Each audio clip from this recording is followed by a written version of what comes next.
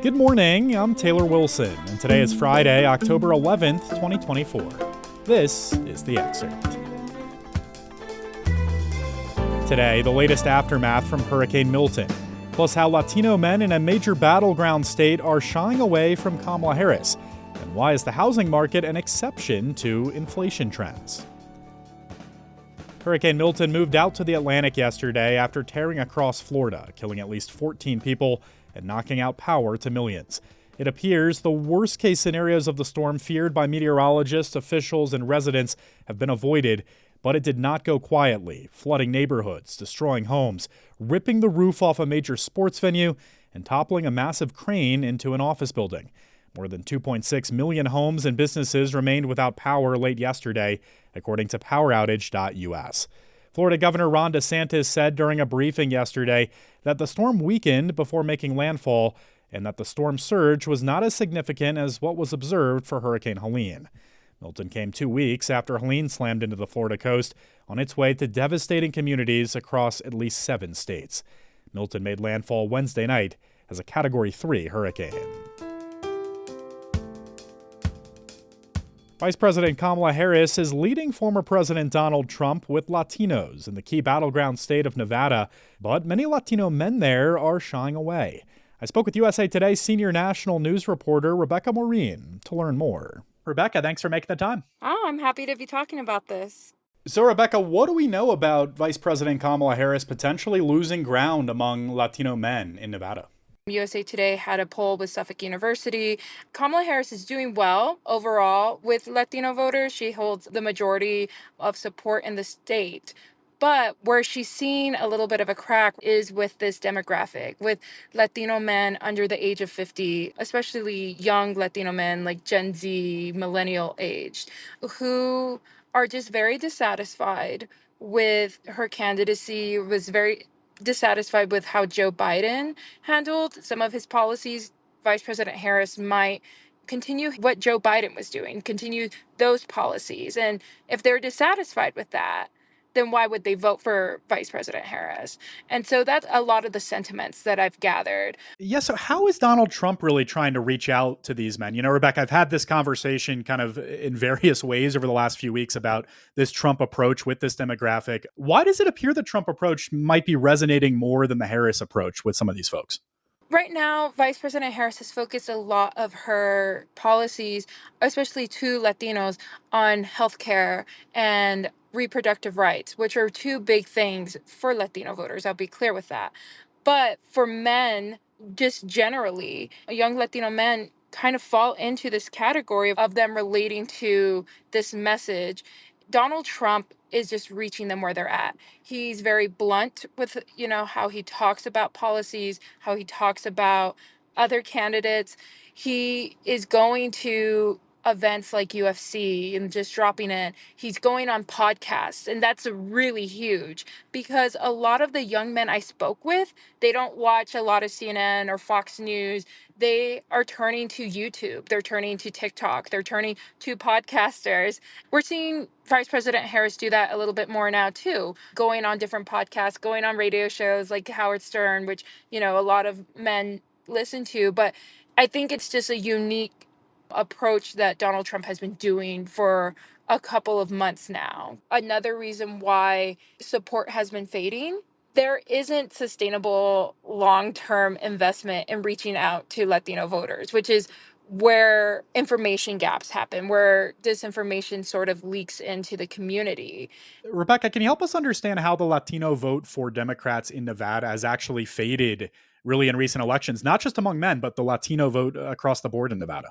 Under Barack Obama, he relied a lot on the Latino vote. He helped do get out to vote campaigns, help register voters. He had over 75% of support of Latinos in Nevada in 2008. But in recent years after that, we've seen that fade. Even from like 2008 to 2012, it stayed around 70%. But then when Hillary Clinton, the Democrat in 2016, ran, we saw it go down about 10 percentage points to like 60. Joe Biden was around 60%. And now we're seeing in statewide polling in Nevada, Vice President Harris is like 56%. There's a variety of reasons, right? There's newer immigrants, newer nationalities. For a long time, Nevada especially had a large Mexican population. And now we're seeing other nationalities of Latinos come and move to the state. We're seeing longer generations.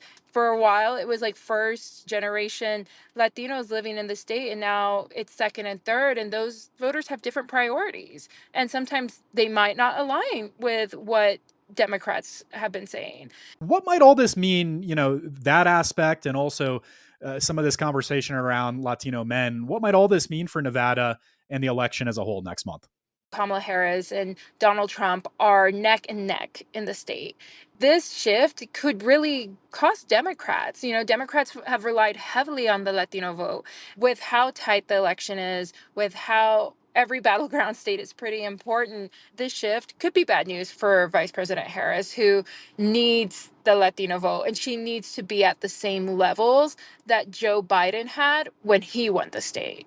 Outstanding breakdown as always. Rebecca Maureen is a senior national news reporter with USA Today. Thank you, Rebecca. Thank you. In a speech yesterday in front of the Detroit Economic Club, former President Donald Trump said he wants to make interest on auto loans fully tax deductible.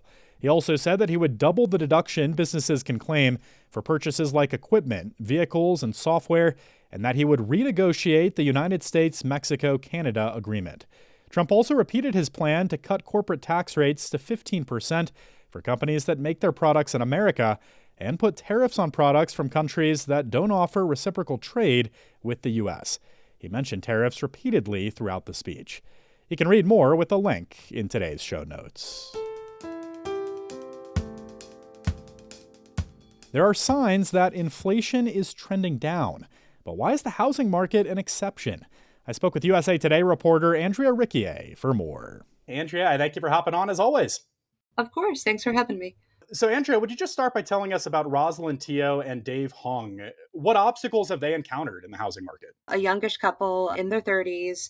They bought a townhouse in Atlanta in about 2017, had some kids, and felt like they'd outgrown the townhouse and wanted to move to a different neighborhood to be closer to his job. And so they went out on the housing market and, same story that's familiar to a lot of people. Everything was just out of reach, too expensive. They were outbid a bunch of times. They actually started looking at new construction just to sort of try to cover all the bases. Even that didn't work. And so finally, what they did was they actually started to rent a house. So bigger, more space than the townhome, a backyard for the little boys, closer to Dave's job. And what they discovered was that by renting, they would actually save $2,000 a month versus what they'd been looking to pay when they were house hunting to buy something, which is just crazy if you think about it. And so they've held on to the townhouse and they are renting that out. So they still have the equity that they have in the property. And, hopefully that price will appreciate and their tenant is covering their mortgage.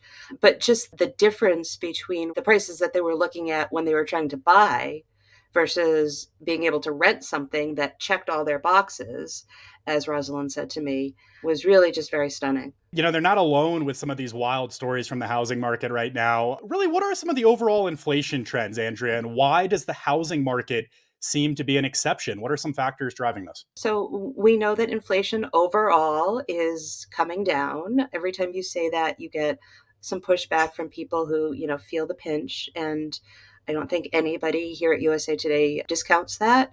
Definitely the price of a lot of things that people rely on the most, like gas and food and things like that, are not as affordable as they could be. But overall, the general trend in the economy is that inflation is down. And as you said, housing is the exception. For many, many years, we did not build enough homes to keep pace with population growth. And that has come back to really hurt us. It's very hard to buy a home, just like this couple in this story. They're just one of many across the country, in all parts of the country, in cities and in suburbs, all over. There just aren't enough homes. So they get bid up. They just happen to find a good situation for them. But When demand is just so much stronger than supply, that's just the basic law of economics. We've heard a lot about this wait and see mode that the housing market is kind of in right now. Can you talk through that a little bit and what's next and what might it take for more homeowners to feel comfortable selling in this market? So it's a good point. One of the things that's holding back a little bit more activity than we would normally see is that a lot of people are sitting on these rock bottom mortgage rates. Either they bought their home or they refinanced.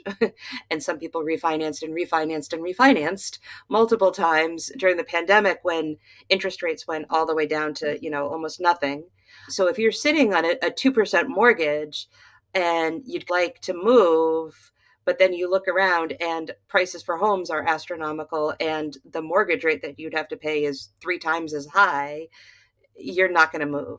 Of course, there will always be people who have to sell, who have to move, to relocate or whatever. But until mortgage rates come down more, we're just going to see people sort of quote unquote locked in to their current properties. Andrew, is there any advice that experts can give to folks in the housing market like Rosalind and Dave, who you mentioned at the top? I tend not to ask people for advice because it's a very personal transaction, but there's 2 things I would say. One is that if you've been looking for a long time and you're a little burned out and you want to sort of take the next 6 months or whatever to sort of regroup, now is a really good time to do that. Make sure that your credit score is as strong as it could be. Maybe talk with a financial advisor or a housing counselor. The flip side might be if you still have a little energy left in you, the fall can actually be a surprisingly good time to get a deal because there is less competition, because so many people do try to buy before the start of the school year. All right, Andrea Riccier is a reporter with USA Today. I appreciate your time as always, Andrea. Thanks so much. Thank you, Taylor. Take care. Ethel Kennedy has died. The human rights advocate and widow of the late Robert F. Kennedy was matriarch of America's most famous political family. Ethel Skakel became a Kennedy in 1950 when she married Robert, who would go on to become U.S. Attorney General in the administration of his brother, former President John F. Kennedy, and later a U.S. Senator from New York. Ethel Kennedy endured the tragedy of the assassination of her brother-in-law, JFK, in 1963, and 5 years later, the assassination of her husband. Throughout her life, Ethel also lost her parents and brother in separate plane crashes, and one son died of a drug overdose. Another son was killed in a skiing accident, and her granddaughter died of a drug overdose. Ethel Kennedy sought to carry on her husband's works with the founding of the Robert F. Kennedy Human Rights Center in Washington, D.C. Her work also surrounded many charitable causes, including raising money for Lou Gehrig's disease research, fighting poverty, and supporting social justice and environmentalism. Ethel Kennedy died yesterday after complications from a stroke she suffered earlier in the week. She was 96. And today is National Coming Out Day, an LGBT Awareness Day, and chance to support our loved ones and others as they share their authentic selves. Thanks for listening to The Excerpt. We're produced by Shannon Ray Green and Kaylee Monahan, and our executive producer is Laura Beatty. You can get the podcast wherever you get your pods, and if you're on a smart speaker, just ask for The Excerpt. I'm Taylor Wilson, and I'll be back tomorrow with more of The Excerpt from USA Today.